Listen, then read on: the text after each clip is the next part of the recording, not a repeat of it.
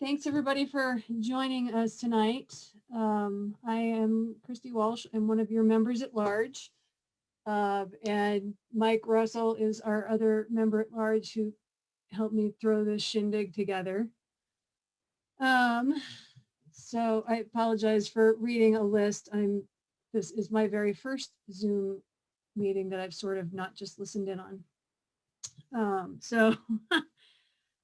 Hopefully everybody's bees are doing well and surviving our crazy weather, especially our warm days in December, followed by the cold snap we had where the temperatures dropped by 15 degrees in 20 minutes.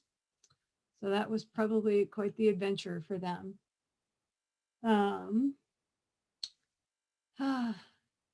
Just gonna read, so sorry.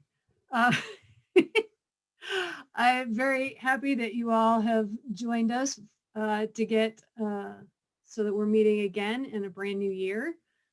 I think not getting to meet in person has led to a tough couple of years for the club, but I think we have a very positive outlook moving forward and coming together to collaborate on a passion that we all share. So thanks everybody for being here.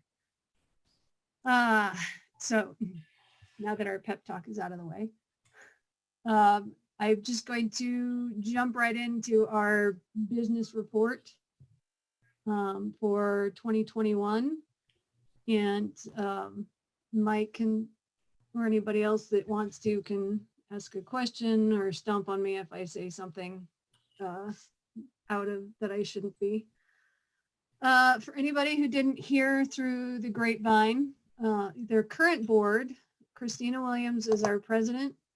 Amanda Levesque was our vice president and she has resigned. Ingrid Winslow is our treasurer. Jennifer Horton is our secretary.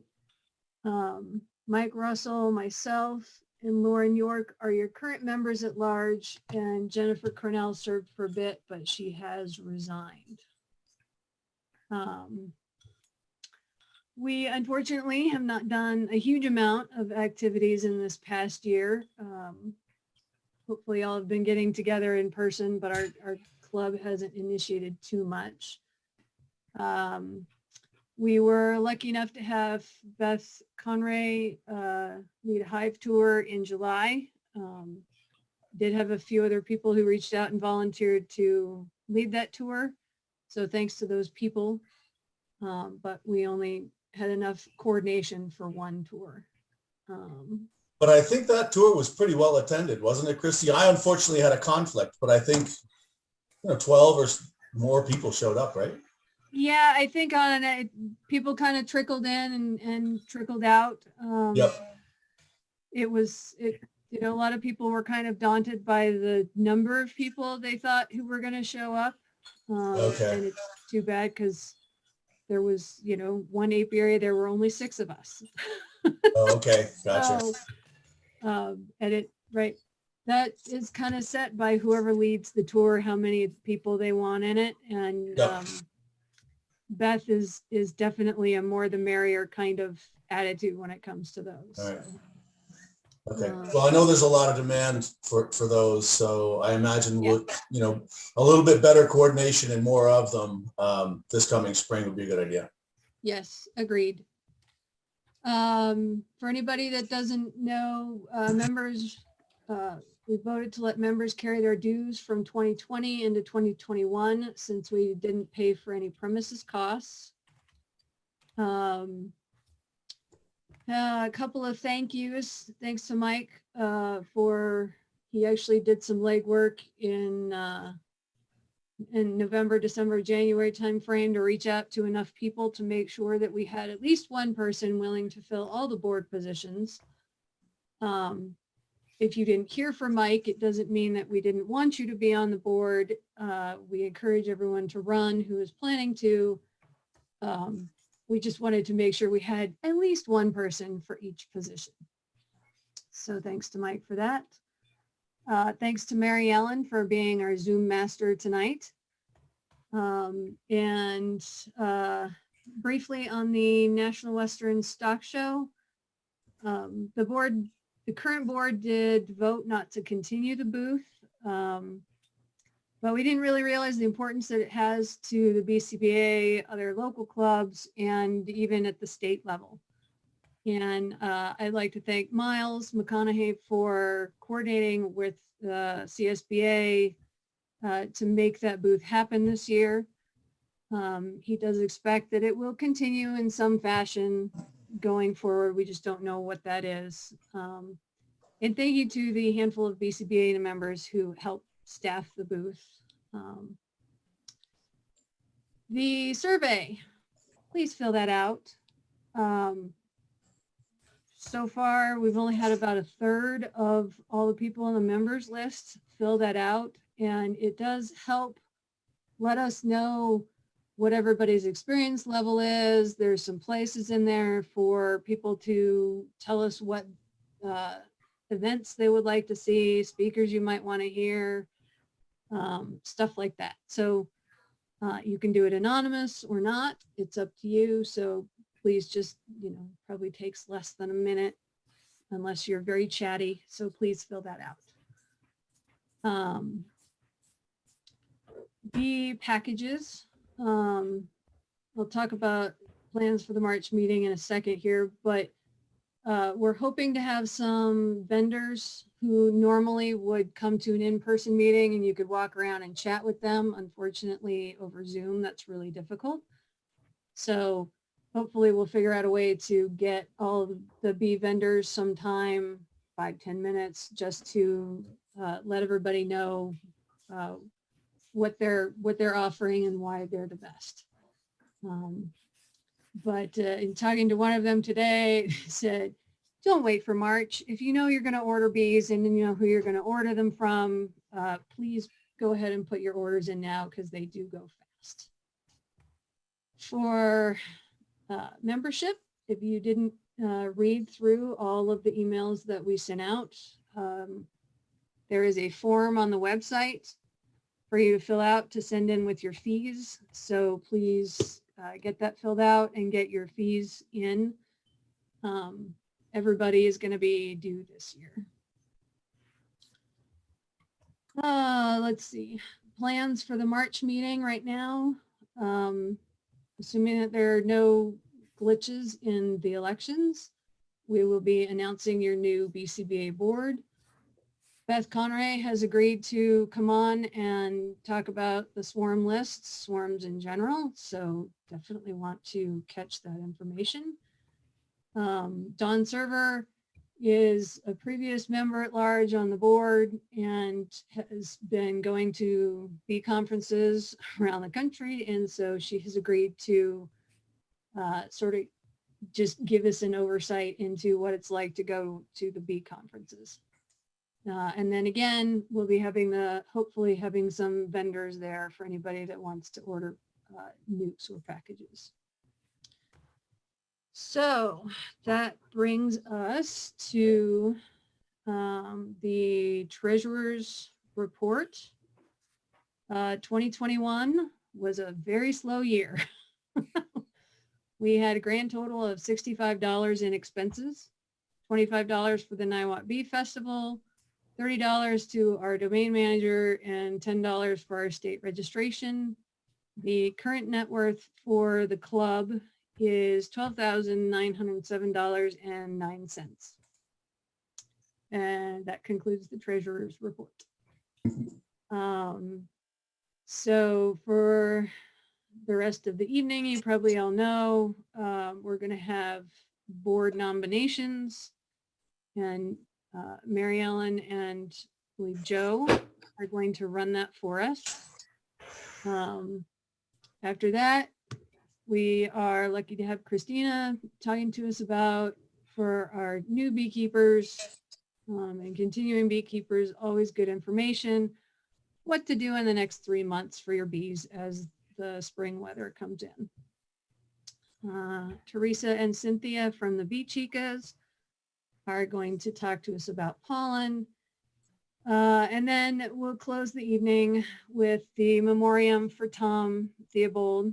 For anybody who doesn't know, he was the BCBA founder and he did pass this year. So we wanted to invite anybody who wanted to talk, just share memories or anything about Tom to be able to talk about that tonight. And I figured I would just spit out all of the stuff, all of our notes and everything, so that people can probably just drop off as they choose to at the end of the evening. So went through that pretty fast. Mike, do you have any comments, any questions from anybody before we move on? No comments from me. Great job. Thanks. Cool. Oh, Joe, you're muted. I'm on now. Yes, you are. We thought it might be fun if everybody went on video so we could see everybody's face. If you're in your bathrobe and you don't want to do that, that's okay. But it would give us the feeling of sitting around the Niwot Grange where it's too hot and too cold and very crowded. So if you don't mind, go up in the corner and find video and stay on mute. Don't unmute yourself, but put yourself on video. And then if you go up to the top of your left screen, or I think it's usually left screen, you can pick something with a bunch of boxes and all of our faces should appear. We got a lot of people in bathrobes. Okay, here we go. Mary Ellen Bates is a BCBA member who is a Zoom master. She is going to give you a quick lesson on how to use video, audio, raise hand, and chat, just in case you're not a regular user, so that you can participate in the nominations. Mary Ellen, do you want to be called master? No, thank you, because my last name is Bates, and we've had all the jokes in the past, so no, thank you very much. Sorry. Segueing right into that. It's a sensitive subject for the Bates household. Anyway, I'm not going to go into a lot of details about Zoom because different, depending on whether you're on a laptop or a mobile device will determine what your interface looks like. So I have just one slide. I'm just going to share my screen real super quick here. There we go. Okay. If you need to unmute yourself when you want to speak, you can either click the little unmute thing or just press Alt-A to raise your hand, and we'll talk in a second about that. You'll see one of the icons probably in the bottom of your screen says reactions. If you click that, then you'll see an option to raise your hand. And when you raise your hand, there will be a little thingy in the upper left corner of your little thumbnail. What we'll be doing is if you want to speak or to nominate someone, you'll raise your hand and then be called on. The one thing I forgot to put on this screen, because apparently I can't remember more than 3 things at once, is if you are nominating either yourself or someone else, if you can just chat to me the name of the person that you're nominating, so I make sure that I have the name correct and the spelling correct. So please remember to use your chat and just send it to me as the host. And Joe, I think that's it. Is there anything else you need me to cover? That's good. Okay. If you want to nominate somebody or you have a question or a comment and you can't figure it out, find chat and send. Mary Ellen, I think, is monitoring chats, and we will try to help you. What our process tonight is to nominate a slate of candidates. Then the candidates will be asked to send bios and a statement for why they want to be on the board, so that in the next week you will all get information about the slate. We'll compile those statements and send it out on the listserv, and there will be the slate of candidates and a link to an online ballot so you can vote. You'll have about a week to vote. So tonight we're going to nominate. Tomorrow we will ask for statements and publish them, and then you'll be asked to vote on them. You have to be a BCBA member to nominate, to be on the board, or to vote. You will find the membership form on the BCBA website. Please print it off, complete it, include a check, and mail it to the P.O. box that's on the form. We're using the honor system for paid memberships. So if you haven't mailed your check in, don't worry. If you intend to send your check in, go ahead and vote. A family membership lets you vote once. Everybody got it? Nod heads. I see nodding heads. That's good. Could I have a motion to open nominations, please? The bylaws say we have to use Robert's Rules of Order. So could I have a motion to open nominations? Motion to open Cynthia, nominations. we got a motion second? Second. Okay, we're going to work through President, VP, Secretary, Treasurer, and members at large. You may nominate yourself or you may nominate someone else. You should have checked with them before you nominate them. And after you've made the nomination, please send the name on chat and Mary Ellen will be putting together a slate. Could we have nominations for president, please? Okay, so Joe, there are three hands up right now. Do you want Yeah. me to just let you know who's? Teresa, Okay. I nominate Claire DeLeo for president. second. Second.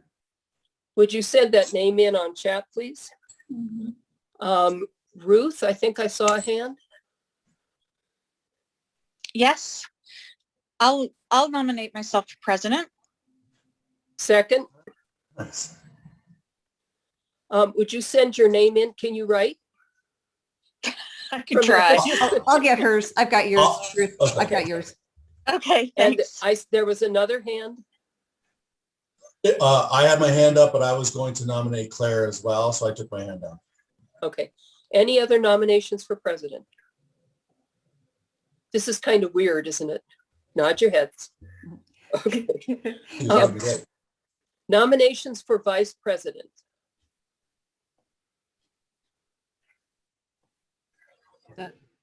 Christy, I'll nominate Mike second. Russell. I'll second that nomination. Any other nominations for vice president? Nominations for secretary.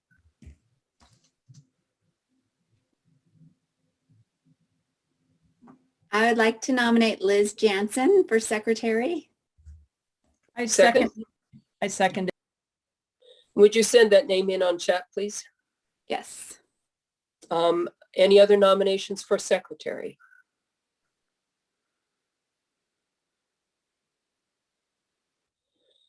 Nominations for treasurer. I'll nominate Eric Noodleman. And I'll second the nomination. Any other nominations for treasurer? Now, this is the one that's going to get hinky. Members at large. And just a reminder, if someone could text me Eric's name, and when you're nominating a director, please be sure to text it to me too. Thank you. Sorry. I got that one. Yeah. Members at large, there can be 3. Oh, so there can be more. I suppose if we approve that there could be more, but the bylaws talk about 3. Members at large. Yeah. Christy, Could I run as a member at large if I'm already running as president? Yeah. I'm sort of assuming I won't win president, so I figured I'd go for at large. Ruth, I was just going to nominate you for being on the board. Oh, that's so sweet. One- Thank you. That's why my hand is up. one may be nominated for more than one position, although more than one office is tough. Yeah, no, Members- I'd So go I for would one or like the to other. nominate Ruth. Oh, Okay, thank you. Teresa would like to nominate Ruth. Do I hear a second? You have a second. Christy, you had I your would hand up. volunteer and nominate myself. Second, I second it. I'd like to nominate Elton Randall. Elton Randall, and please so send those in on chat. Okay. I second Elton. And Cynthia, you had your hand up? I think that was for before or for a second. Okay, you were tricking me. Okay, Christy, I have two. Don Server, second for Dawn. Second. Second that. Second nomination, Christy. Miles McConaughey. Miles McConaughey. I'll Second. second that. Don Murray. I second that. I need some names being sent in the chat, please. If you did a nomination. If you nominated someone, you're responsible for chatting me the name, please. Yes. And it would really help, I bet, if it says member at large, da, da, da, da. Are there any other nominations for members at large?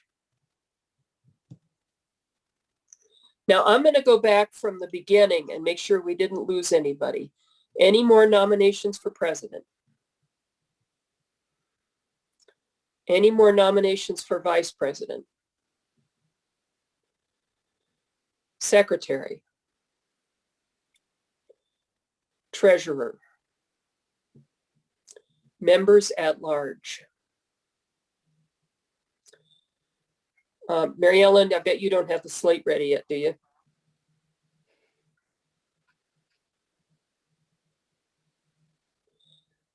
Could I have a motion to close the nominations? Motion to close the nominations. Second? Second. Okay, and in just a moment, Mary Ellen is going to magically display the slate so we can make sure it's correct. Hello, this is Ingrid. I wanted to nominate Miles McConaughey for member at large, for representative at large. My memory is that he was nominated. Oh, good. Okay. Nominated. My connection kind of is clicking in and out. So, Sure. Let's look at the slate and make sure. okay. Okay, we have two candidates for president, one for vice president, one for secretary, one for treasurer, and 1, 2, 3, 4, 5 at-large directors. Is that correct? Are there any corrections? I'm not hearing anything. Because we have contested positions, I think we have to actually make a vote. Christy says, may I make a motion? Go ahead, Christy. Oh, I didn't know. I think this is probably after we close, but I was wondering about the limit to 3 members at large, if we can expand that. I think you can. The president position is contested, so we would have to vote anyway. Not to limit, though. It's in the bylaws. I think there has to be a motion and a vote of the membership to expand this year the number of members, and we could do that. Okay, so do you want me to wait until elective slate is closed, or do it now? I don't, there's a motion on the floor and we voted. All in favor of closing the nominations, say aye. Aye. Aye. Nays? Are there any nays coming in on the chat?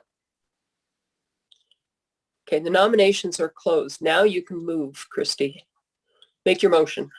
I would like to make a motion to expand the number of board or at-large board members for this year. From 3 to 5. From 3 to 5. And it might be 4 depending upon who wins president. Is there a second to that motion? I second that. Anyone like to discuss the motion? Yeah, Kristina, you're muted. The more people you have on the board, the harder it is to get everybody together for a meeting. Just my past experience of 5 years being on the board.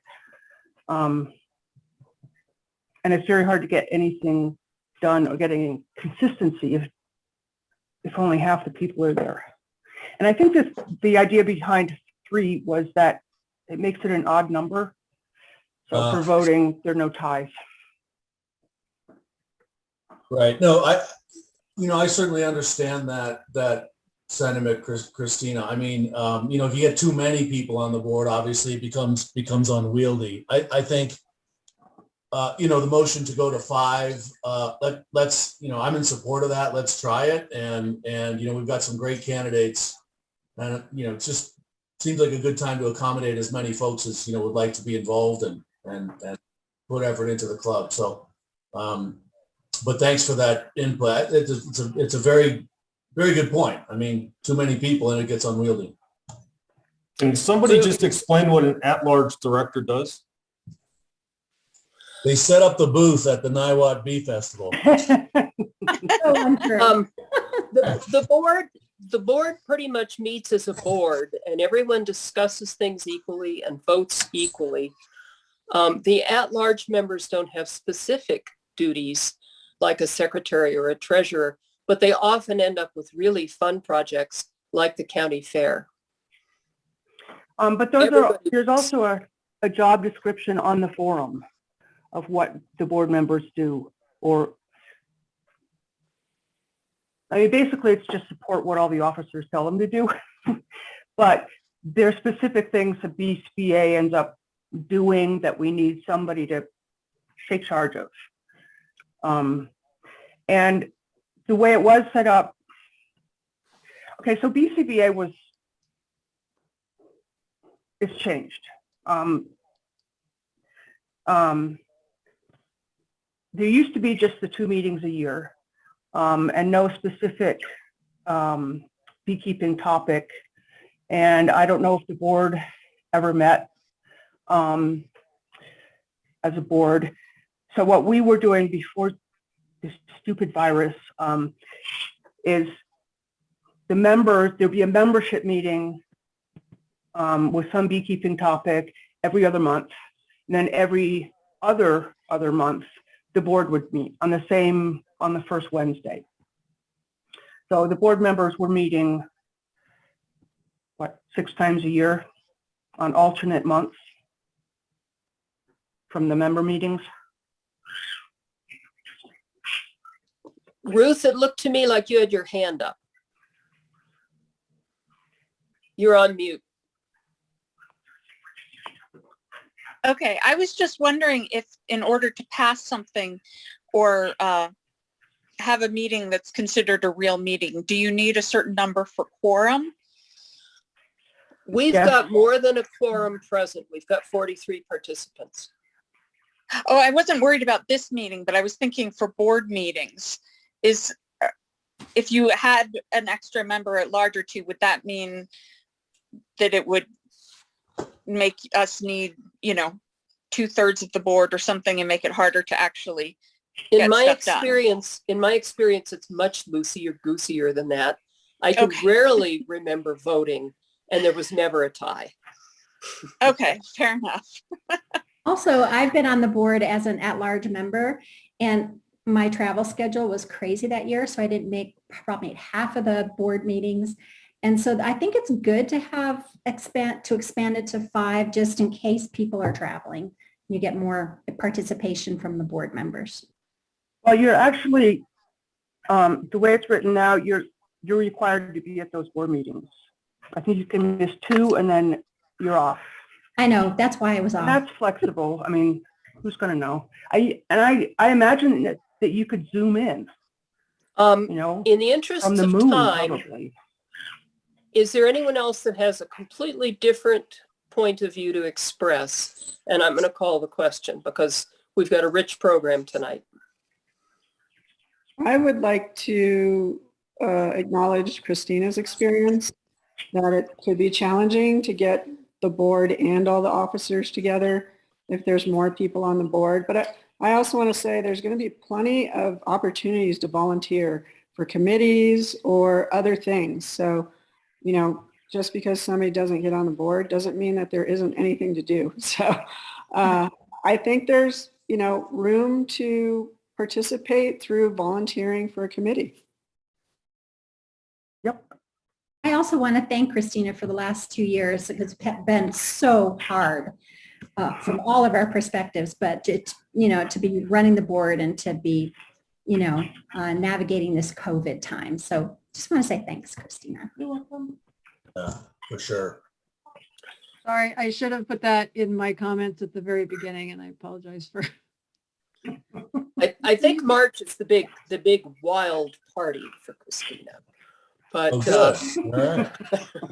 dancing in the We're street. ready for it, Joe. We're ready. I think there's a vote here. Let's everybody take themselves off mute. And what I'm asked for is a voice vote. Everybody off mute. Yes. If you would like to expand the group of at-large members to 5, vote yes now. Yes. Yes. Yes. Yes. If you would like to keep the number at 3, vote no now. No. By my count, the ayes have it. There will be 5. So there is one contested position on the slate, but I still think it will be a worthwhile goal to have everybody say what kind of beekeeper they are and why they want to be on the board. And then we will practice for the first time online voting for BCBA. And I think that's it. I think you've heard everything there needs to be. We're over to the program. Joe, can I make one more? Can we elect somebody in who is uncontested tonight? I think we can only do elections in one fell swoop. If you're not in a contested position, I think you may assume that you are in the position. So if you are, for example, an uncontested treasurer, you could start picking up the checks at the PO box. Does that make sense? Yes. It's the at-large people. No, they're not. It's the president. Yeah. Who's The president. And it was really the treasurer who I wanted to give a jump start to. So I think we can assume a jump start. okay, Great. I'm good with that. Thank you. We have ended the nomination process, and I will, by email to the listserv tomorrow, invite everyone to send in their bios and their motives, and then we'll get a ballot out. Thank you, and over to the first speaker, Kristina, I think. Is someone going to introduce her?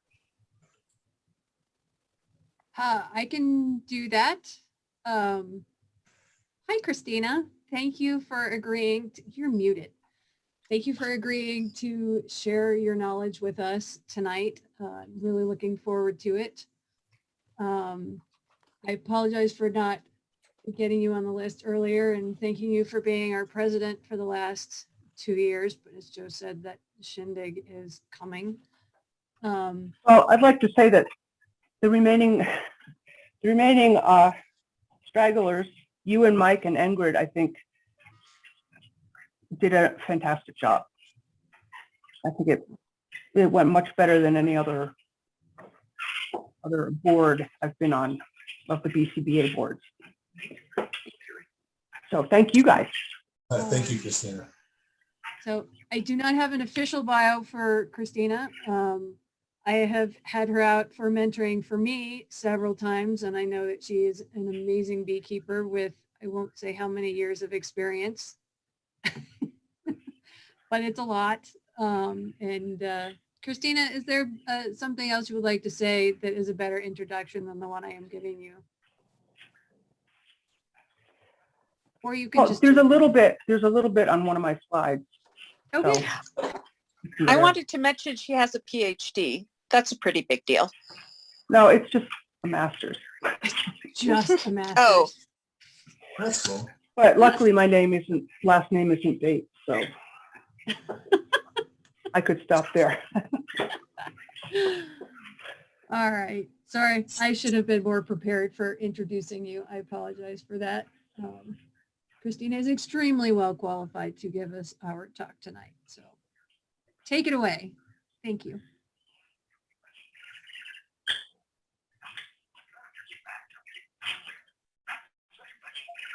Could everybody take themselves off audio, hit mute, or the wrong pictures will show up? Thanks.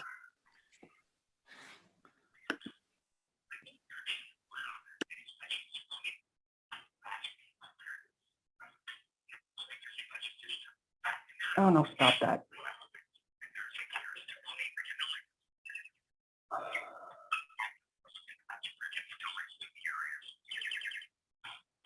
Okay, can you see my screen? Yes. Okay, let me get rid of all these other things.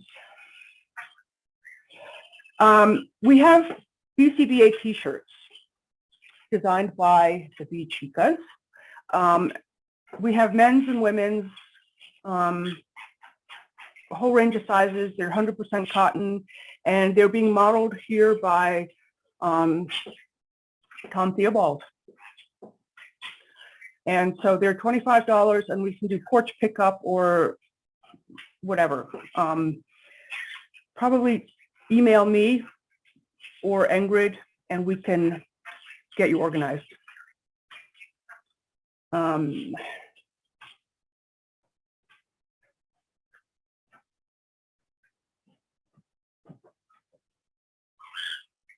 Okay, early spring management. This is a short version, and this is for the Front Range of Colorado. It's different anywhere else you go. We're special.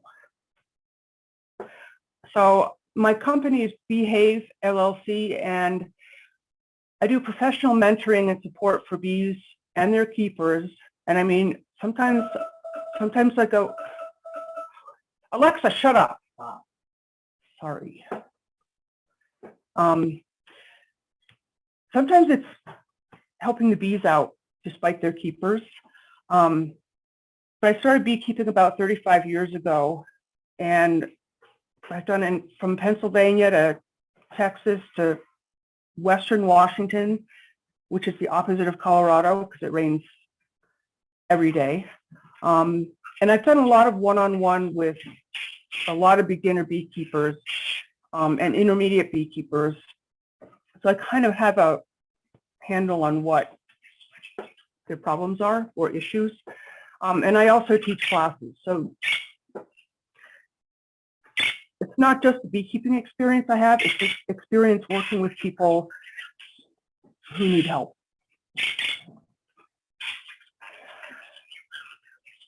So right now, your queens are laying. So they started laying at the end of January. Despite having your apiary look like this, they're in there and they're laying. And that means a huge increase in energy demand. They go from maintaining maybe 65 degrees in a tight cluster and not heating any of the boxes, just that cluster, to having to maintain 95 degrees in the brood nest. And that means also they're heating a greater area of the hive. So what you need to do now is assess stores, which is the kind of beekeeping term for food. You can't open them, and it's going to be so cold that you can hardly even get to your hives.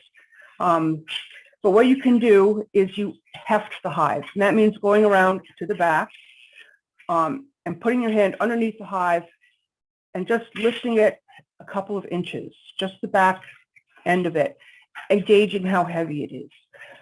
Remember that if your hive is on some kind of a stand and it juts out over the front, that you're getting a lot of lever effect there, and take that into account. And remember to take the rock off the top before you heft it. If it's warm enough, maybe 60, and who knows, it could be 60 next week, you can quickly pop the lid off and look at the hole in the inner cover and see if the bees are there. The bees are already all the way up at the top of the hive. They need food. You still have some time to do an OAV.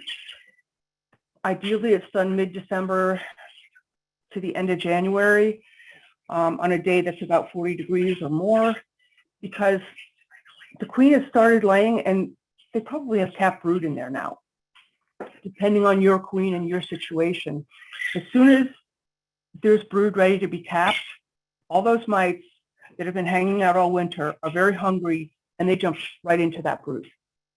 Now, we may lose some of that brood over the next few days because it's going to be so cold. And the kind of silver lining is that you have a chance to do an oxalic acid vapor. It really helps to clean up the mites from last fall and get your bees off to a good start in the spring without having to slow them down by having to treat them. Leave the snow on. It's a good insulator. Your hives should have been tilted forward last fall so that water will drain out. Stop that. Listen for activity. Don't knock on them. Don't open the hive. Put your ear up to the hive, or you can get a stethoscope and listen. So I have to put my ear up tight to the hive, and then I plug my other ear, and you can hear kind of this little switch, switch, switch noise. And you know that you've got bees. Unless you forget your mouse excluder, and then you might just have mice. Moisture. We need to forget about moisture. We live in Colorado. It's dry here. Bees need water, even in winter. So we live in Colorado. It's dry here. Bees need water. Stop worrying about that M word. Just, it's not an issue. Just stop. Bees need some of that water. And in fact, it's possible that we should be giving our bees extra water in the hive in the winter. I'm not sure where that fanatical idea came from, but everybody seems to be so worried about moisture, and it's not something you need to worry about. I kept bees in Western Washington and didn't worry about it. Yes, the bottom board's rotted, but inside the hive, the bees have it all together. So if your hives are light, feed your bees. They have such huge energy demands right now. 2/3 of their winter food that you left them with gets used up in February and March because they're starting to rear brood. So they're keeping it extra warm, plus they're having to feed those baby bees. I mean, you know you should feed your packages and swarms and nukes, but overwintered hives have an extra need right now. And February and March are the starvation months. And in addition, those bees that have been living through the winter, they're starting to wear out. They can only store so much resources in their bodies in the fall, and especially if Varroa were feeding on them, they don't have much left.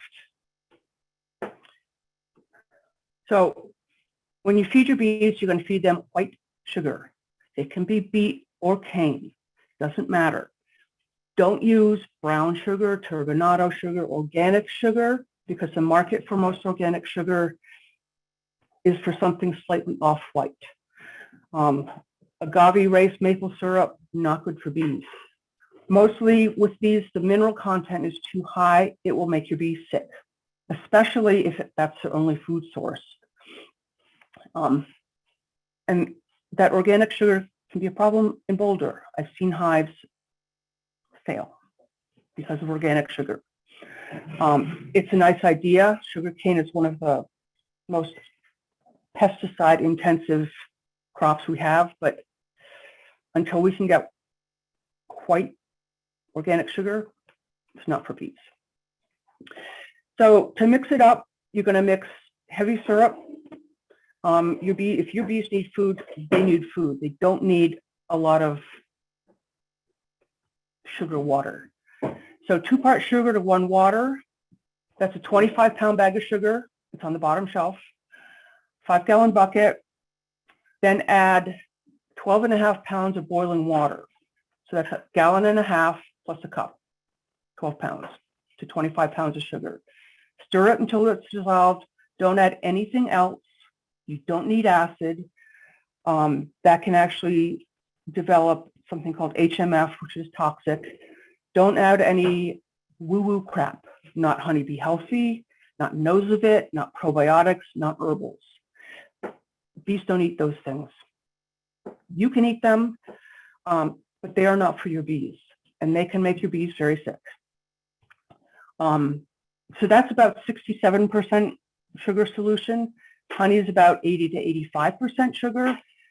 So that extra bit of water in there, that 33%, helps them. They need that water. And that 2 to 1 will not ferment or freeze. I've got buckets of sugar syrup sitting outside right now, and they don't freeze. They actually physically can't. Your best bet for this time of year is a jar or a bucket with or without insulation over the hole in the inner cover, with another empty box around it, and then oops, the lid goes on top of that. You can do medium to high volume. I don't mess with anything less than 1 gallon.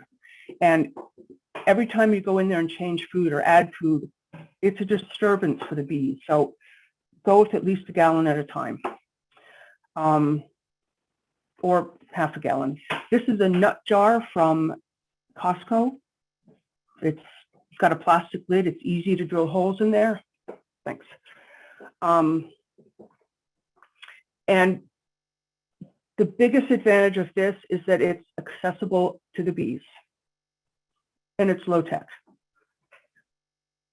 Other things, this feeder I absolutely hate.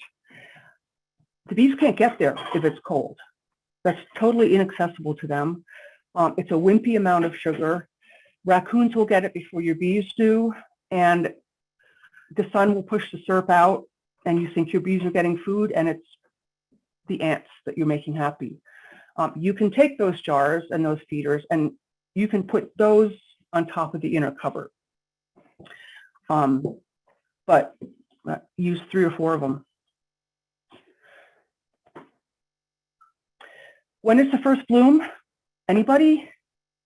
I don't know if you can raise hands. February. Yep, and it's what? Maple trees budding out right now. Yep, and I'm not sure what's going to happen to those blooms. We're having -9 tonight, and if those blooms freeze, that whole first wave of potential food also goes. So, oh, and the snow, wait, somebody asked the question. I leave the snow.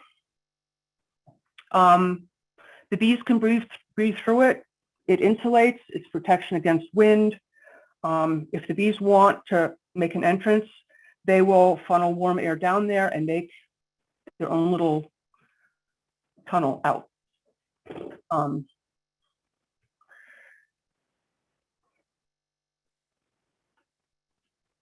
Oh yeah, so maples, nectar and pollen, mid-February through the end of March, depending on the kind of maple.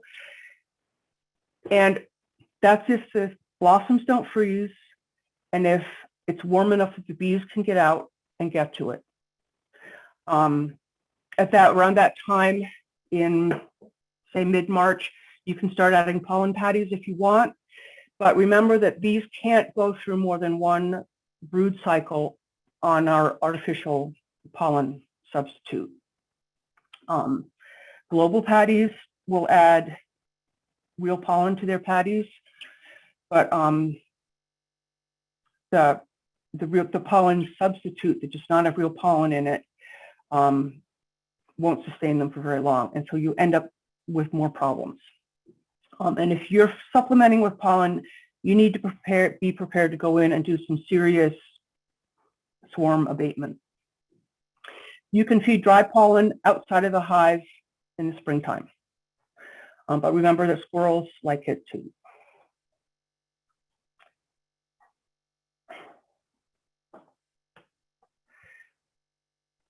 So if you've got your bees fed and you get to the end of March, you get to pat yourself on the back for about 10 minutes. And then you have to go into swarm management. Reversing brood boxes is something that's been done for many years. And it's one of these man knows best beekeeping things. What happens over the winter is the bees eat their way up through the honey and end up mostly in the top, brood and any leftover food, leaving a lot of the bottom empty. And humans don't like that. They want to fix it. But the queen normally cycles through both of those boxes for her brood nest. So she will go down when she's good and ready. If she's not down there, there's a reason. There's a lot of cold air coming in. It's not near the food. Whatever it is, they have their reason for that. Don't overthink or over manipulate your bees. Here's what can happen if you reverse the brood boxes. So you have, on the left, you have your two boxes. The yellow is honey, and the dark brown is the brood nest. They're up against the food. And ideally, right now, there's some brood down below that line between the two boxes. So you reverse them, you get brood isolated on the top with no food, and no insulating layer of honey. And then on the bottom, you get the brood, but it may be getting chilled. The bees may not even want to cover it down there. And this layer of honey along the top can act as a queen excluder. So all of a sudden, you squish your hive into one box, and it can actually promote swarming. So reversing your brood boxes does not do anything to alleviate swarming. You need to do more. And it can actually be pretty detrimental to the colony. Other spring chores, first mite count in April, as soon as it's warm enough. Clean off your bottom board, and if you have those screen bottom boards, make sure you get in there and clean that out, because there's going to be a whole population of wax moths in there. And depending on climate change, there may also be small hive beetles in there. Re-level your hive. Sometimes they tend to tilt after the freezing and thawing of the winter. Switch out any equipment for repair or disposal. You can paint boxes on the hive, but the bees don't really like it. It's better to switch them out. If your boxes have started to warp, get them as soon as you can and use a strap or a clamp to get them back into square, glue them and re-nail them. Get your honey supers ready and put them on as soon as it's warm, and the bees won't have to heat that whole space in cold weather. Put them on, because empty comb stimulates foraging. The smells that come out of that wax stimulate foraging, and these are the best protection for your nice honeycombs. I store all my stuff outside in the later half of the summer and the fall. Those yellow jackets that everybody hates so much, they are your best biocontrol for wax moth. They'll eat every wax moth that's in there. And then once it starts getting cold, the yellow jackets die, and the freezing takes care of the wax moths. So if you have any comb that you've been storing in your garage where it's kind of warm, put it outside tonight. Tonight we'll take care of those wax moths.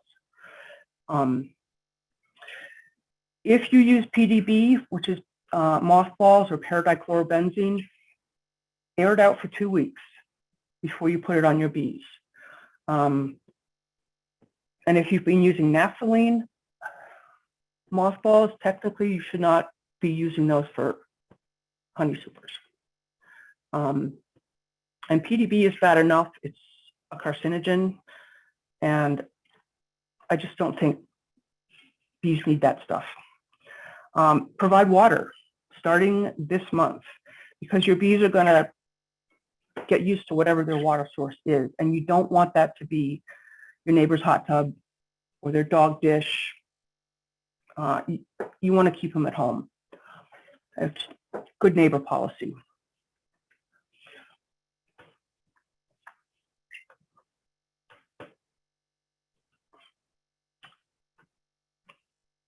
I don't know why my thing isn't advancing, but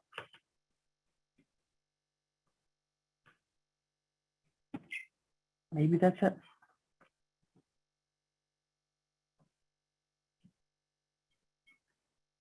Yep, I guess that's it. So I would like to invite everybody to my house for a potluck, COVID be damned, on February 17th, which is, no, the 12th, sorry, the 12th. The 11th is the Feast of St. Abigail, which is, she's the patron saint of beekeepers or beekeeping. So I'd like to invite everyone over on Saturday for a potluck. I'm not going to dither about details about COVID. Hopefully you've been vaccinated. You are welcome to wear a mask, but it's not required. I'll have a main dish, and you can bring whatever else you want. And I'll put out details on the listserv. So I know we've been dithering about whether we can have a potluck and Boulder County's silly regulations, and so I'm just going to do it. So you're invited. And we can look at my hives under 2 feet of snow. Let me see if there's anything else in the chat I need to answer. Okay. Cool. It is too dry here for solid sugar feed. Bees can't use it. So fondant, forget it. The camp method, dry granulated sugar, no. It may disappear, but the bees are taking it out and dumping it. They can't use that. And in winter patties, they turn to concrete in half a day. Sugar syrup is your best bet. Even now with cold nights? Oh yeah, Wow. It might be cold. Your brood nest is at 95 degrees. And the bottom part of that sugar syrup is going to be warm enough. And solid sugar is going to be cold. Your bees don't get drowned by sugar syrup. No, but do they keep it all warm? Like if they're spreading it out around their brood nest, do they also have to heat this? Is that a heat sink for them? Well, it's that or be dead. Yeah. So if they're going to starve, small put it out amounts. there, and they can figure it out because they don't keep the honey warm. No. The honey that's right next to the brood nest is going to be a little warmer, but they don't keep that warm either. And you hear all the time that wet bees are dead bees. And we did lose some bees in the floods in 2013, but dead bees are wet bees. So if your bees die in the hive and they freeze and thaw for months of the winter, they're going to be a wet, mushy blob.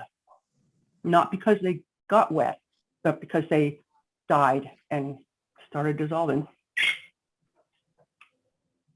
So I feed 2 to 1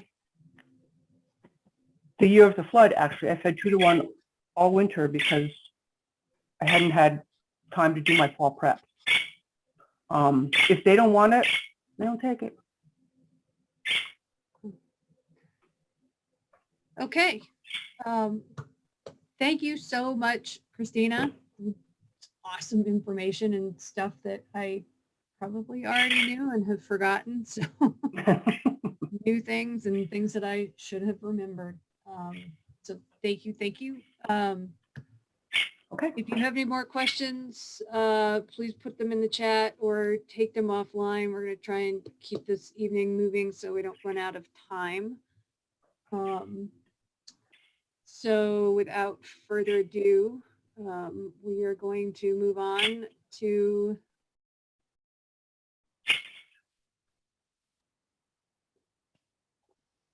the BeeChicas. So Tracy's getting it ready. So hi, everybody. It's so exciting to be here. A new year of beekeeping is upon us, even though it doesn't look like it out the window. So I'm Cynthia Scott. I'm one of the BeeChicas. We also have Teresa Beck here and Tracy Bellhumer. So we are 3 out of the 4 BeeChicas. The 4th BeeChica, Deborah Foy, is not with us tonight, but she's here in spirit and she helped with this presentation. So we were asked to do a little talk about something a little more advanced beekeeping. And we immediately thought of pollen because what we hear a lot is, how do you keep your bees healthy? Are the bees okay? You know, what are the best flowers to feed the bees? All these questions. So we thought we would try to answer these 4 questions, and we're going to move through this pretty quickly because I see we're going kind of late. So we want to talk about why, which pollen, what flowers, what you should feed the bees. How do the bees use the pollen? Should beekeepers feed pollen and when? And what the heck are fat winter bees? So next slide. Everybody knows that bees rely solely on flowers for food. The pollen is their source of protein and nectar is a source of carbohydrates. There's a lot more going on with bee and nutrition when you dive into it. These are amazing slide pictures that I wanted to say by Snodgrass with the anatomy of the honeybee. So I just think these are beautiful. They were put out in 1910 and they're still used by scientific community. So the nurse bees use their hypopharyngeal gland on the top of their heads to produce the royal jelly, and they also produce bee bread for the baby bees. With no pollen in the hive, you have no brood. So, and they know that even tiny amounts of differences in the amount of protein and pollen in the hive makes a huge difference in the health and the amount of brood produced by that hive. So next. And I won't go into this very much, but normally scientists have looked and decided that pollen is healthy based and most nutritious based on its protein content. But what they're forgetting about in this, in these things, and they're doing a lot more research now, is that protein content is different depending on the time of year and the different plants, depending on the soil that that plant is growing in, and depending on where in the world that plant is. So their generalizations can't really be made on how much protein is in each pollen. Generally, beekeepers say Brassicaceae and Asteraceae, Brassicaceae, and then the clovers and poppies and sandworts are some of the best pollen. But the other thing that they're finding out is and Tracy will talk more about this, but there's other things that come with the pollen. Whatever is in the soil, you get antibacterial products and things that come through the bee pollen. And flowers produce pollen defenses in at their own, because they don't want all the critters in the garden to just eat up and use up their pollen. And so in that, there are some defenses that come into the beehive and can be a positive mix of bacteria and good bacteria and probiotics that come from the environment and live in the hive. Bees need 10 different amino acids, and most plants only produce 1 to 3 different amino acids in their pollen. So bees need a diversity of different types of flowers to be healthy. And a really interesting study they just did in 2021 was on sunflower pollen. And you hear sunflower pollen and aster pollen. It's good because it's abundant in the fall, but the protein content is lower. So beekeepers would say, well, it's not as healthy, it's not as nutritious for my bees. But it might have less protein, but it has many other benefits because of those secondary metabolites I was talking about that come with the pollen from the plant.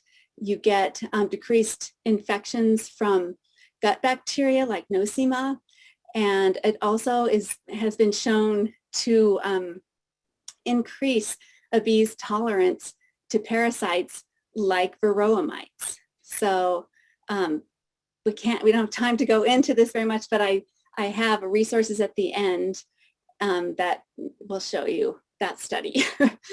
And just really interestingly, field honeybees don't go out and say, oh, I think I need a certain thing in my hive, so I'm going to go to that plant that I know provides that for the hive.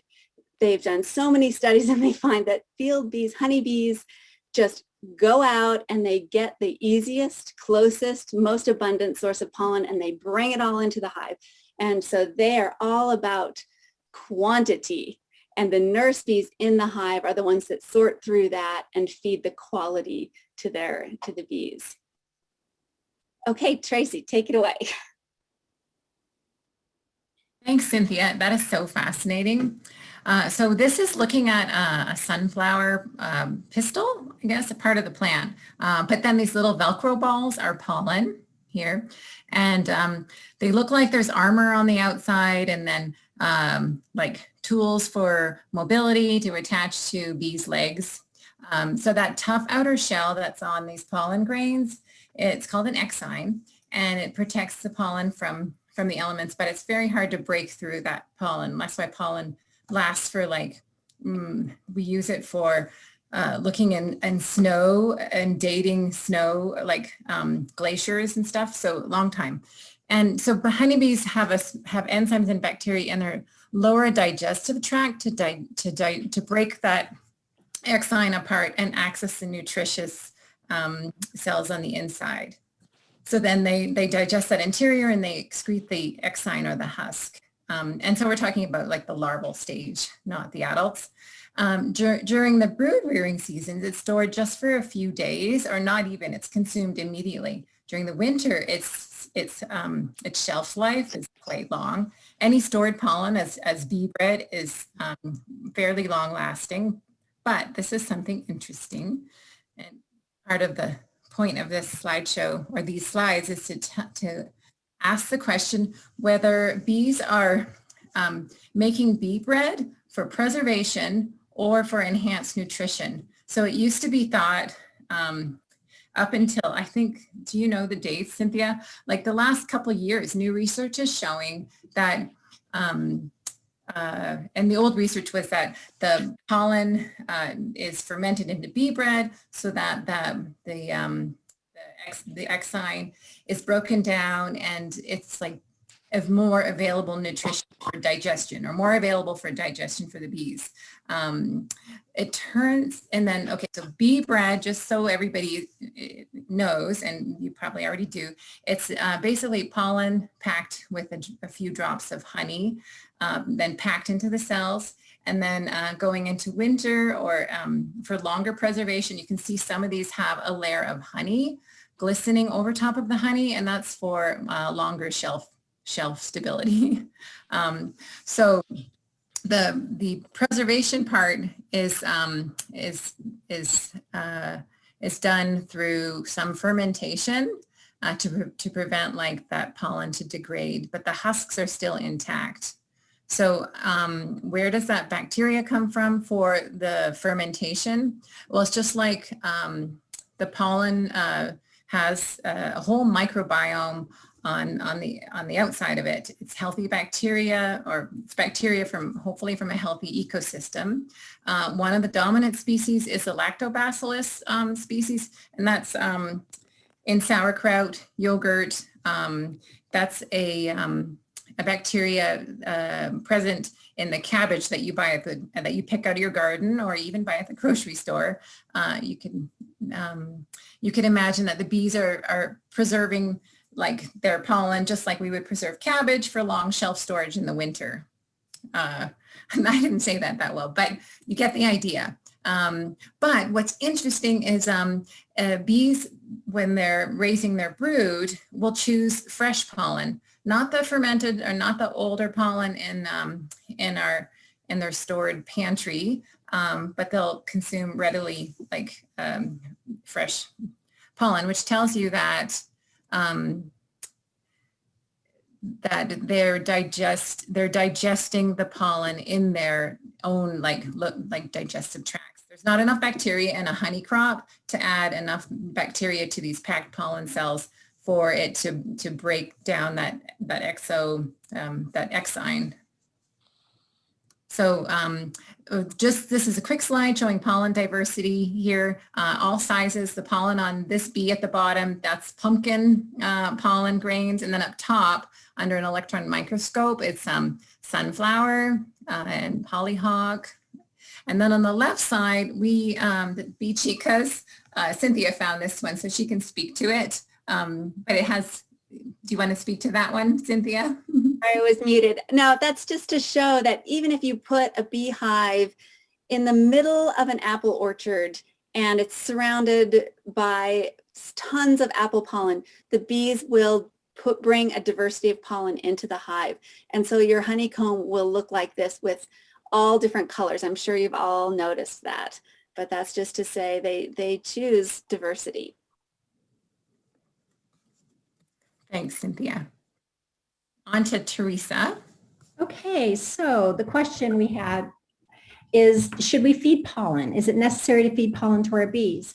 And there can be a dearth sometimes in July, or if you do what Kristina spoke to, if you do want to build up your brood early so that you can split and you would prevent swarming in that way, you could give some pollen patties in the spring.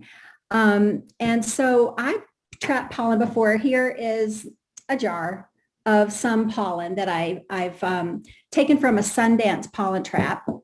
And, oh, I don't know, can you see it better that way? Okay.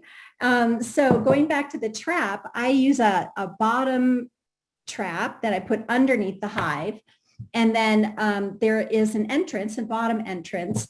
But what the bees do is they go through the trap, and you can open the trap. And so then when they go through the trap, the pollen is scraped off of their pollen pockets, and it goes into a drawer underneath. And you would leave it open for a couple days and then close that trap so that they would go through freely into the Sundance pollen trap, but not get their pollen knocked off their legs and into the drawer. What I do is I collect pollen every single day, and I put it into this jar, so that then I put it right into the freezer so I can collect pollen in the freshest state. So it's the most nutritious. And I've found over the years that it's best not to collect pollen like in April or the beginning of May when all that pollen is coming in, because they need that for brood rearing. And so I go a little bit later in the spring to about the middle of June, and I collect pollen at that time. And actually, I don't even open the trap. I just collect pollen from a closed trap. There is enough pollen falling off of the bees to every single day get a quarter cup of pollen. And I don't sell it. I don't consume it ourselves. What I like to do is keep it on hand in the freezer in case I do need to feed it back. You know, say the maple blossoms, get frozen, it would be a good time to give the bees pollen patties. And then once you start feeding the bees pollen patties in the spring, mid-February, end of February, you're going to want to keep going until the bees can bring in pollen from the trees, from the shrubs, from bulbs and early sources. Next slide. Okay, so pollen patties. I have made pollen patties before pretty simply, and this is a picture of one of them. And I have a patty recipe in the bottom, 4 parts hot water to 1 part pollen to 8 parts of sugar. And I know Kristina mentioned that they get hard and they're not as usable as a liquid form, but I find if I mix it up pretty soupy, not so it falls through the frames, but pretty, wet. And I put it between 2 pieces of wax paper, put some slits in the bottom and put it directly over the brood nest. They access it really well. And the other thing I've done in the past is just taken pollen, mix it with a little bit of sugar syrup, and then smooth it onto the tops of the frames that's right over the brood nest. And that they've just cleaned up. And I do that in nukes too, because sometimes, you're putting a nuke together in the spring and you want to make a queen and you don't have quite enough pollen, or they stay in a nuke for a while and the queen mates and they need pollen. I've just given them pollen mixed with sugar syrup and put it right on top of the frames, and it worked great. Let's see.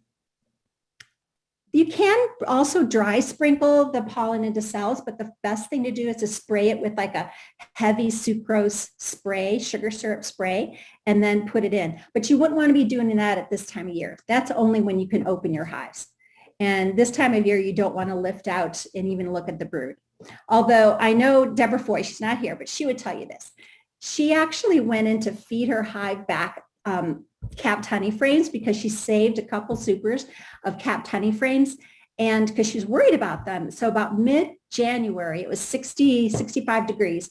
She opened it up just to see if they needed any capped honey. And in the center of like 4 out of her 5 hives, there were 2 frames of capped brood. So like the middle of January. So we know the queen is laying, and there was some capped brood in there, but we did our oxalic acid vapor treatments around the winter solstice, but you can still do them up till mid-January. Okay, I'm going to keep going fast. And not all pollen patties are the same. As Kristina mentioned, global patties are I think are the best patties. They're made with irradiated pollen, which sterilizes bee diseases and AFB spores and only allows for the bees to get the protein, the nutrition in a really good form. So, and the bottom study is all about Randy Oliver. Let me just point you to scientificbeekeeping.com because Randy has 2 or 3 maybe, part 1, part 2, all on pollen and pollen patties. He does a homebrew recipe that he hasn't published yet, I think, but he's trying to make a pollen substitute that's so much closer to real pollen, but it's a pollen substitute. There are pollen supplements, there are pollen substitutes. Substitutes do not have any real pollen in them, whereas the pollen supplements do have real pollen. Okay, Tracy. Okay, so fat winter bees, what are they? They usually are born in around August, beginning of September. There needs to be a ton of pollen in the hive so that they can get their fat bodies up. Oh, Tracy, would you like to speak more to this? I think this is your slide. Oh, no, you're doing great. You can keep going. All right. To the next one. Okay, so the vitigenin are the fat bodies. It boosts their immune system, increases their lifespan, and it increases fat in their fat bodies. Mites, they take away the fat. They feed on the bee's fat body. So you really need to keep your mite loads down in the fall. So you have to keep, as Kristina said, your first mite count should be in April. And we recommend every 3 weeks to a month, to do a mite count during the summer and then August. And if possible with the weather and with the temperatures, to do a formic acid patty to kill the mites. But if it's too hot, then you have to look at some other options on mite treatments. I might just add that the point about queens slow down egg laying in the fall when natural pollen intake starts to decline. So it's a signal for the bees to reduce their brood nest. So if you feed pollen in the fall, it's a bit detrimental. It delays that shrinking of the brood nest in the fall. Okay, next slide. Yeah, but also that stored pollen is crucial. Remember when we were looking after we always look after the library rooftop hives, but there was a time when the queen and the brood nest was not expanding, and we blamed the queen, and we discovered that there was hardly any pollen in the hive at all. Mm-hmm. So like Cynthia said, the bees are aware of the pollen in their hive and flowing in, and that signals their brood. And that would be a July dearth, and that's when we would feed either homemade pollen patties or global patties that are 15% pollen. Yeah. Okay. Oops, next slide. Next slide. Okay. So is this mine? How do we support fat winter bees? I think we've already talked about this. Production of fat winter bees is stimulated by reduced pollen flow into the hive. Well, saying that in a roundabout way, fall feeding of pollen delays building fat winter bees. And then also we all know mite control is crucial. So let me go to the next slide. Cynthia, would you like to lead this? Okay, so these are just a few pretty pictures. So we're coming back around to real pollen. Real pollen is the best for the bees. And you want real pollen that's not tainted with pesticides, and you want real pollen beginning the earliest moment you can in the spring and going to the very farthest end in the fall.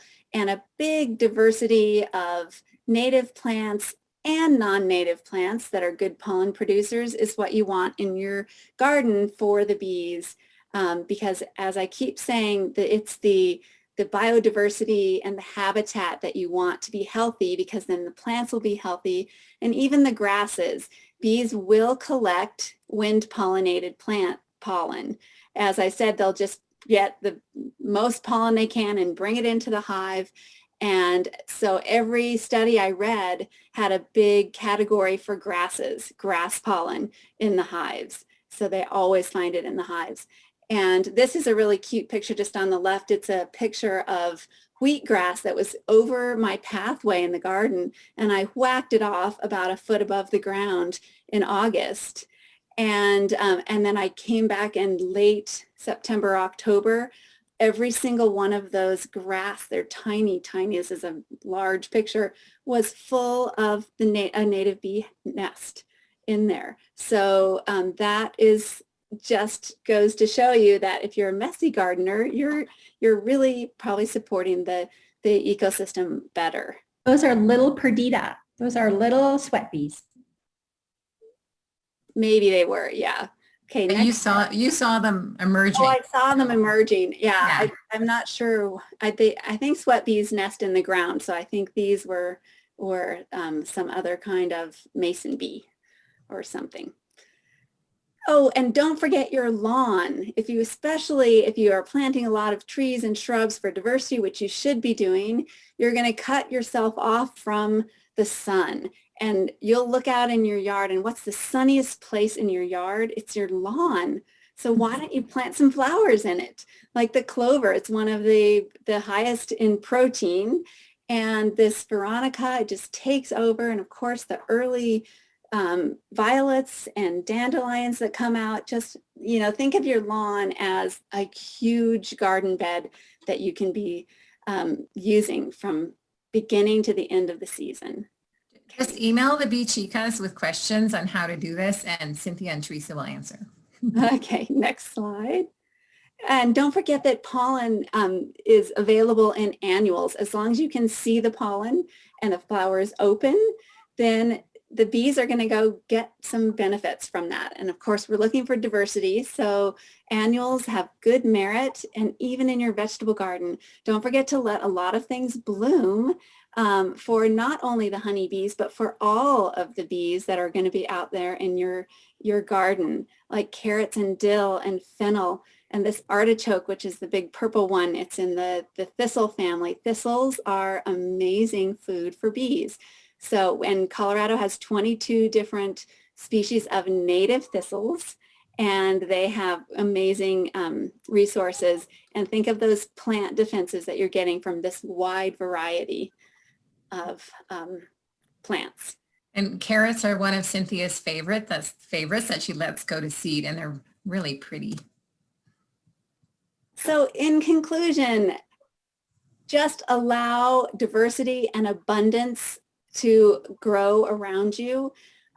If you've got diversity, you're going to have healthier bees. And if you have a healthy ecosystem from your soils on up, remember it all starts with your soils. And if your soils are healthy, your plants are going to be healthy, and your pollinators are going to be healthy all the way up the ecosystem ladder. And then you and your children will be healthy, and your grandchildren will be healthy as well.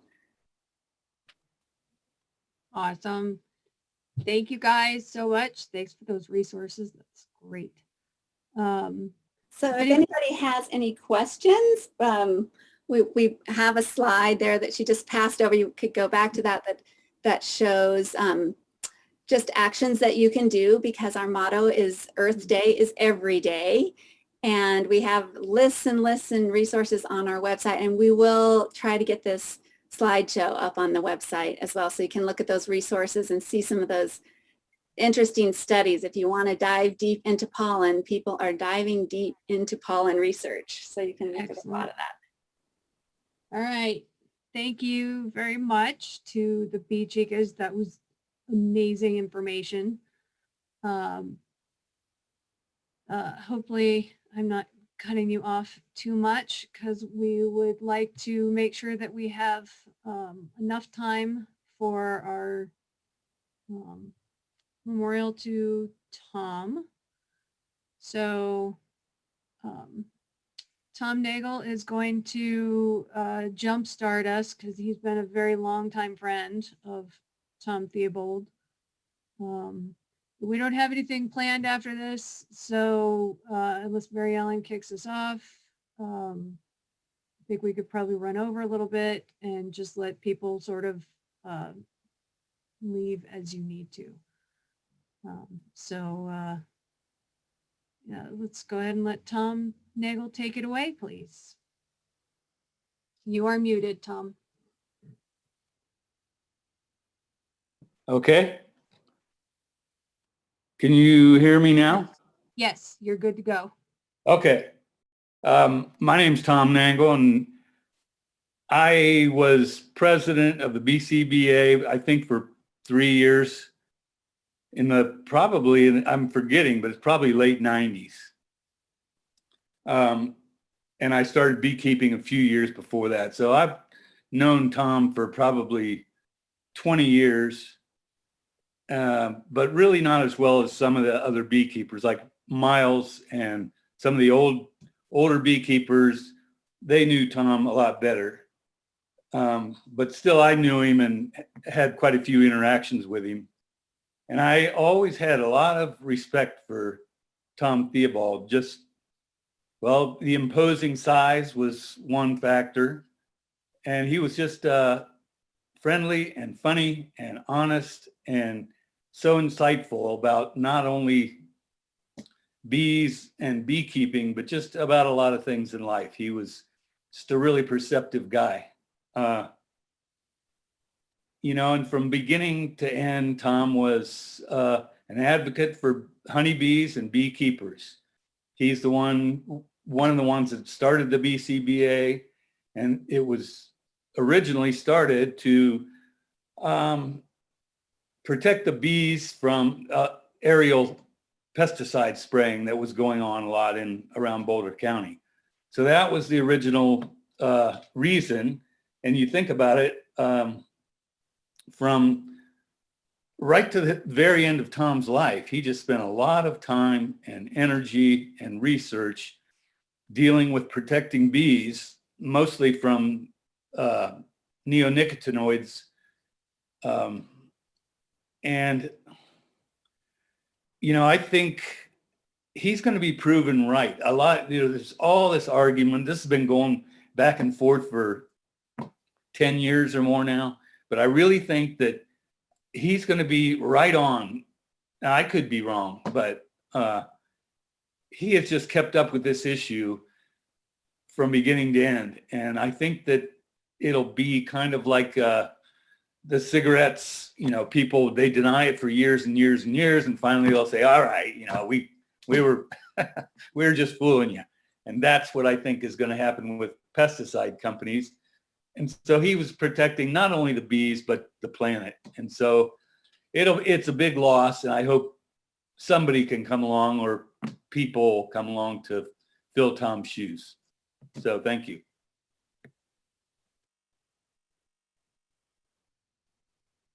Shall I mute myself again? Thank you, Tom. That was awesome. Sure.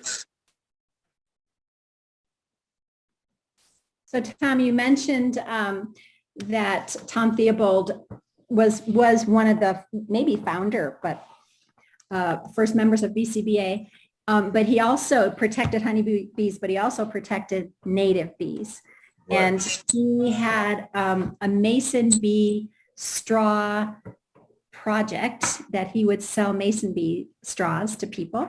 And he really wanted to get those to continue to populate the Front Range and have native mason bees from this area continue on. And I don't know if anybody's picked up on that or has been able to, you know, continue kind of fill Tom's shoes in that area or want to, but I know he was trying to get someone to breed mason bees. Adopt his project. Yeah, adopt his remaining straws that That's were right. And one of his last dying wishes was that we all try and help the mason bee population because it was decimated. Was it in the summer? He talked with us last summer, and it was that winter that we had May. We had a late snowstorm, and it wiped out most of his population that he'd been building up for 10 or 15. I don't know how long he was doing it. 10 years, maybe. So I'm still doing mason bees. And I think I'm going to be selling mason bee straws, not with mason bees, but the clean culture methods that you can use to rear mason bees out of my house this spring. Harlequins isn't doing anything with bees anymore, so I'm going to try to pick it up. do you mean you'll be a crown bee supplier of straws? Yeah. Okay. Oh, Great. But I don't have enough bees to distribute yet. I think Tom said he found somebody to take on his mason bee project, but I don't know who that is. We'll find out. I was talking to him about it for a while, but I don't know. I thought I'd let things settle a bit before I inquire. But yeah, and I think one thing that we can do, there's so many people that want to save the bees, and honeybees don't really need saving. We don't need more honeybee hives, really. But native bees need help. And I think native bees are a really good project for school groups or people who don't have huge yards or people who want to save the bees and actually save the bees. And their mason bees, I mean, you probably have heard, we have over 500 species of native bees here, just in Boulder County. And there's huge opportunities there to promote them. One of my favorites is squash bees. I just have to plug them. Most of our squash, melons, and cucumbers are pollinated by those guys, not honeybees. and they just appear. I started growing squash in my where I just moved to Longmont Stop. And they just appeared, and that's what's in my squash. But yeah, I think he was really good all around keeper and guardian of all sorts of bees. And remember that we have his talk that he did on his 2 queen system that we have somewhere on Zoom. And he did a chat with a beekeeper, I think. And the Boulder Public Library has those archives somewhere. I'm looking for the link, but I'll put it in the chat if I can find it.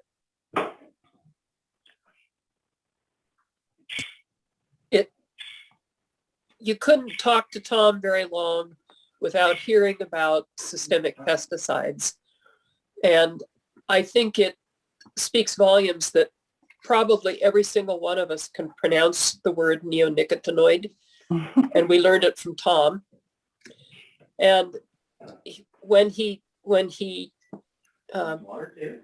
learned how harmful it was, he not only became an activist, but he became an expert.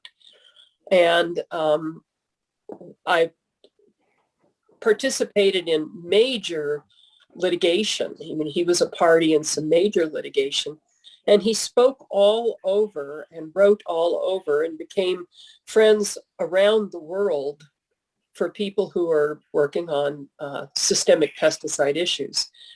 And I remember that he spoke at a Sierra Club presentation in Boulder in 2014.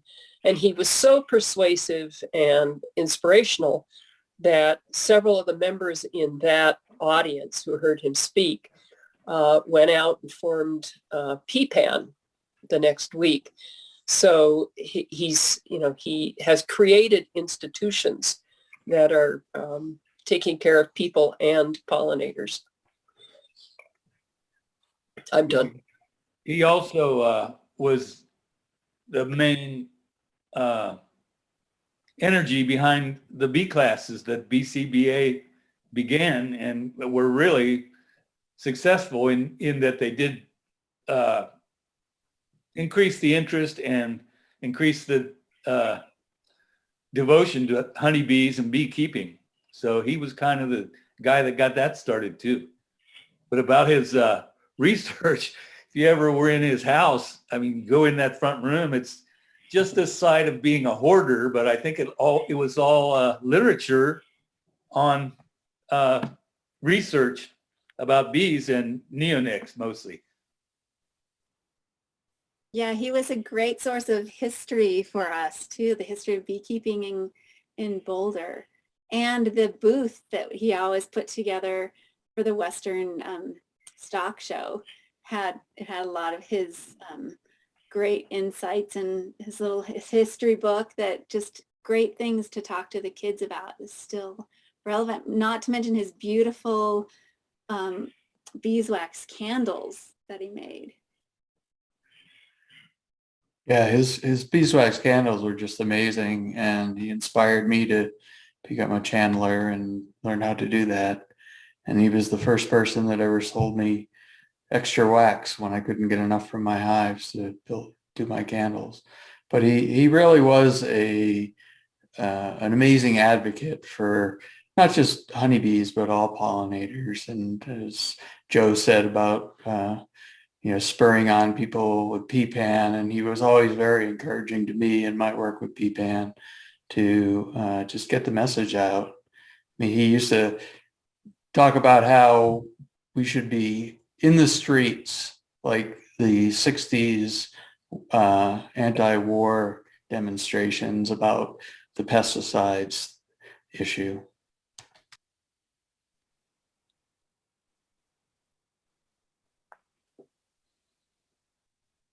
Is there an archive set up for Tom's interviews? I've saved them all. I have a Tom Theobald folder and I just pop them in there. But I was just wondering how people can access his interviews. There's a podcast that Laura Tyler put together, and I put it in the chat, and I just miss his voice. And so I listened to it. How can you access that?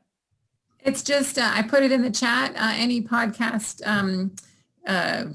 like there's different apps, but it's called Notes from the Bee Yard. Oh, yeah. You can even listen to it like, here's chickens I have known, and here's his voice. Friend now passed away, so I suppose I can tell this story. Can you hear it? Yeah. Yeah.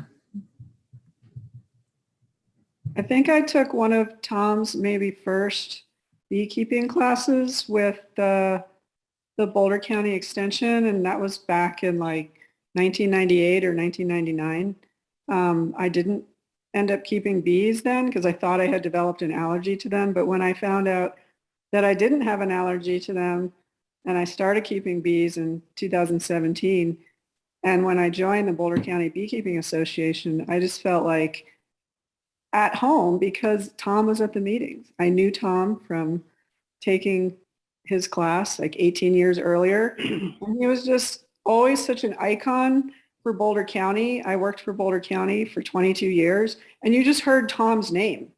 He was just, you know, an icon and really an institution for beekeeping for Boulder County. And, you know, he was always sending messages on the listserv about neonicotinoids and pesticides, and I really admired his dedication to that because it's a really important issue that we just don't hear enough about. And I really hope somebody picks it up, that somebody carries the torch and is there to keep talking about the dangers of these chemicals.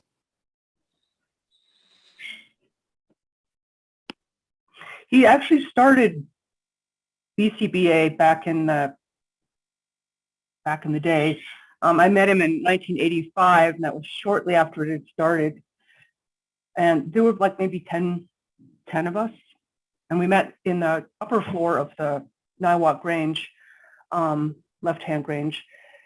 And it was originally for a pesticide called Pencap M, which was malathion that was encapsulated and was kind of like those slow release fertilizers you can get for houseplants. The problem was bees collected it as pollen and brought it back to the hive, and it killed the hive right away. But he was on it, and he figured out what was going on, and he organized the beekeepers of Boulder County, and it's like, I mean, you've heard the expression trying to herd cats. Organizing beekeepers is really, really hard to do. And they're very secretive about where their hives are. But he got them organized and got a map together so that if you had beehives, you could put your little pin on the map. And this was a physical map. It wasn't like a Google map. And there was a phone tree so that when anybody knew that they were going to be spraying, and it was aerial spraying in those days, and where they were going to be spraying, this phone tree started getting activated so beekeepers could go out and cover their hives or shut their bees in or move them. Because this stuff didn't break down in sunlight like the unencapsulated form did. And he actually got it banned. So,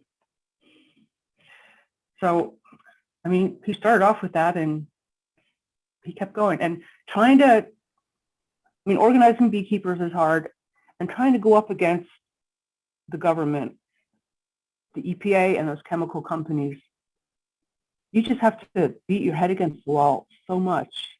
And he did, and he got somewhere. And I think he's responsible not only for Boulder County and our awareness of neonics, but the whole country. When he went to Washington and he lobbied himself. And he went in there and he talked to Congress and the EPA. I mean, he's a doer. And I think he still is. I don't think he's totally gone. I think he's still around. So I miss him. I have heard that toward the end, Tom expressed something that I've certainly heard him say on other occasions, which is we need to attract more young people to beekeeping, and we need to make sure that there's education and support for young people doing beekeeping.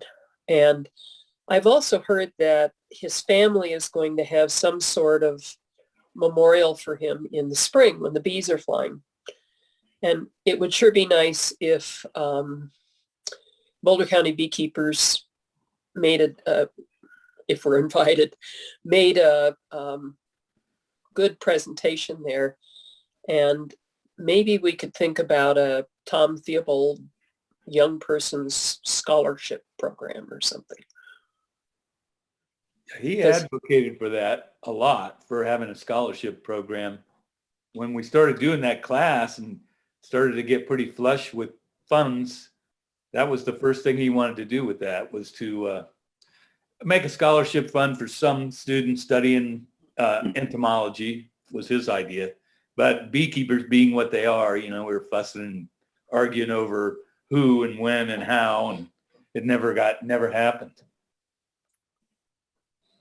Maybe the time. Now that Colorado's starting up a master beekeeping program, doing a scholarship to that might be a possibility. And the caveat that the person has to be under 75 or something like that. Yeah. Hey, wait a minute! I just turned 75. Oh, sorry. Okay, we'll have to make it 76. I'm kidding. Yeah. This might be something that the new board takes under consideration, but it would sure be nice if we showed up at his memorial, I think. Yeah. Not wearing bee suits or. I'd go. I'm not a real active person in the BCBA, but I have been involved over the years a little bit. But I just wanted to say that my introduction to Tom Theobald was through the Fence Post. And he had just a wonderful article, and my husband had subscribed to it, and he said, "Oh, look at this. This is a really nice article. I didn't know anything about beekeeping or Tom Theobald, but he told stories through his articles, and they were wonderful." And sorry, I get emotional because they made me emotional. But anyway, then some years later, a friend of mine said, "You should get into beekeeping." And so I did a little bit. I'm not right now, but I will back again. But those articles were inspirational. And if there's a way to help maybe bring those back into people's lives to present his perspective, might be really, really kind of fun. Just saying. Bye.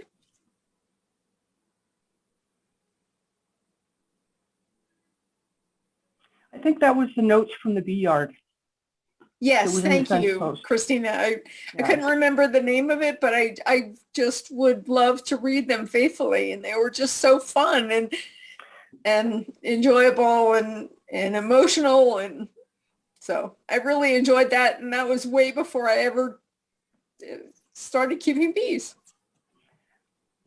Well, now he reads those notes aloud, and it's in that podcast, so we can all listen to it again. So hopefully. Yay. Figure out that link in the chat. Yeah, and there's that. I put it in the chat. The direct link to the website. Yeah, you can listen on the web if you don't have a podcast thing. The phone, smartphone.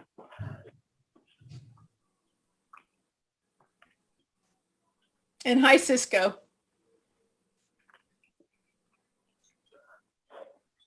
And then one of those notes from the bee yard is one of his, it's a famous photograph. Tom is in there, in his bee yard, and the title of the chat was, supering up, adding honey supers. And when I do that, I go out and I think of putting a couple supers on my hives. He's standing on a ladder he must have 10 or 12 supers on his hives. And not just one hive, it's like all of them. And how his back survived that, I don't know. But it's an amazing photograph. Is it this one? Yeah.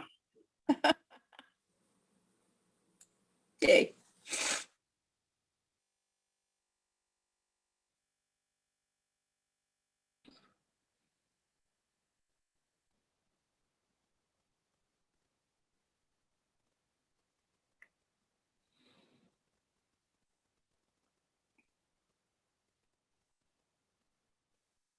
So Amanda has inspired me. I'm new to the group, but I have a similar story. I'm a native of Boulder and grew up as an IBM kid and now work at Ball Aerospace. And we bought our homestead farm in 2000, and I had read the fence post even before I owned a farm. That was a dream. And I had read Tom's column religiously for decades, really. I'm not sure how long it lasted. And in January of 2021, that'd be 2020, I think I was in the last class of the BCBA with Catherine O'Connor and Tom Theobald. And the day I met the man I was like beside myself, because I met the legend that I had read for years and years. And Amanda's right. He just was such a great storyteller. Not only did he share information, but you got engrossed in his life. And I think his column was very therapeutic when he lost his wife. I mean, I knew his story before I ever met the man. And so now I am keeping bees. And I remember I'm an engineer, so I think he thought a lot like me. And I said, Tom, I've been studying for so long. I've been reading for so long, and I'm just afraid to get started because I'm afraid to fail.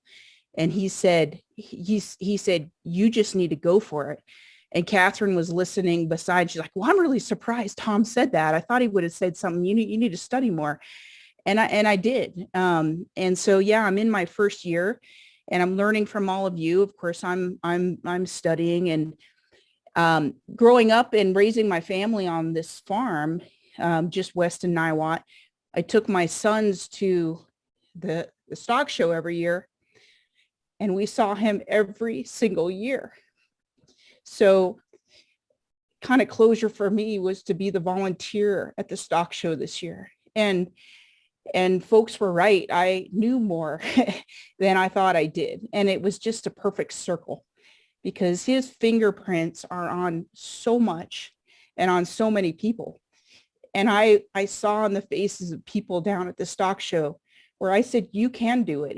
It sounds so hard, but it's not. And the therapeutic nature cannot be described. Just listening to the dither of the bees, it's just, there's nothing else like it. There's no drug, there's nothing.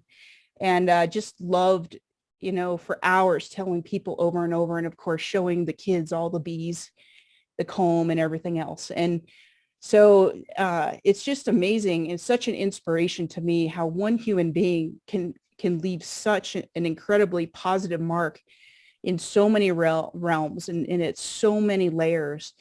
And I just wanted to leave one more thing. We're really active in the 4-H community here in Boulder County, and there is a beekeeping project that the Colorado 4-H is doing. It's coming up. They've got the curriculum. But I'll tell you, I love the 4-H organization, and beekeeping is pretty new there.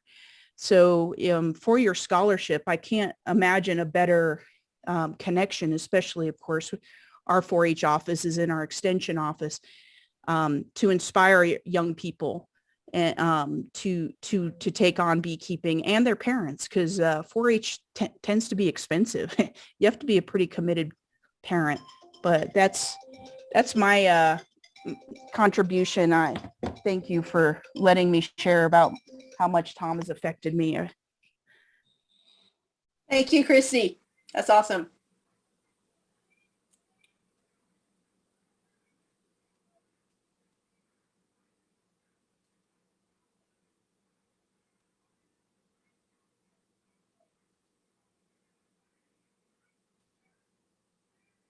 This is a way of applause without, here's for Tom. Yeah. This was a lovely program, you guys. Thank you all.